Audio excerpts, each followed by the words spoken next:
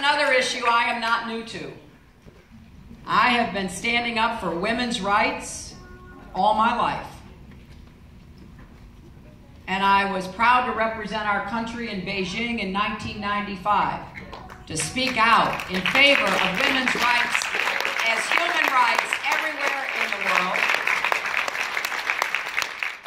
And we've seen changes, but not enough. And right now, the Republican governors and members of Congress are doing everything they can to turn the clock back on women's rights. And we have to understand this is a fundamental threat to freedom and to autonomy and to dignity, and we must not let it happen.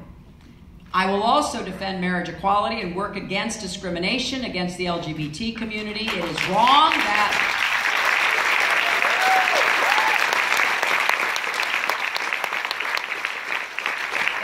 persists. I have been fighting against the suppression of voting rights that is now going on in many states in our country. We must stand up for voting rights.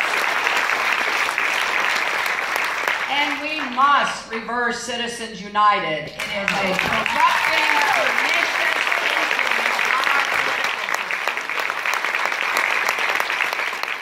That's why it's also important the next president may get as many as 3 Supreme Court appointments. No matter what you care about. Women's rights, gay rights, voting rights, workers' rights. I know I've got friends from Ask Me here. I am proud to have their endorsement.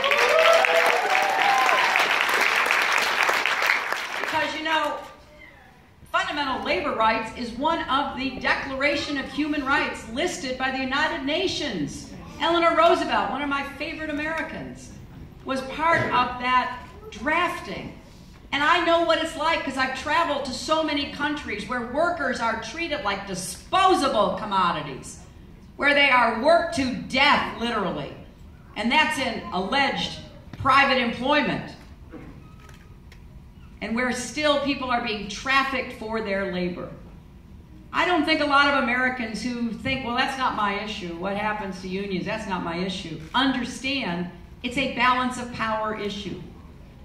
If you talk about taking on vested interests, a lot of employers are making it as hard as possible for employees to make a living to support their families in a middle-class lifestyle, while they cart away billions of dollars in profits and bonuses.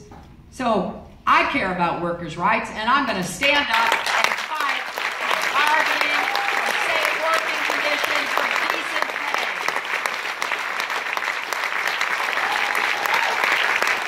And I will prevent the privatization of Social Security and the voucherization of Medicare, both of which are on the Republican wish list.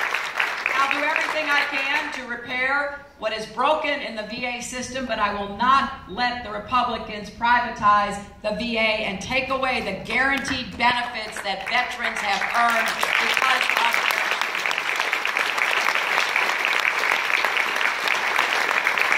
I will continue to fight for comprehensive immigration reform with a path to citizenship.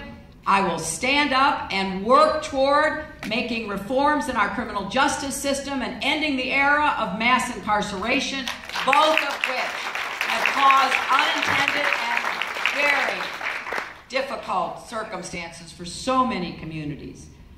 So there's a big agenda. It's not one thing the next president has to do. You have to operate on so many different levels in so many different arenas simultaneously. I'm prepared to do all parts of the job. Make the economy work for everybody, not just those at the top, raising incomes, giving people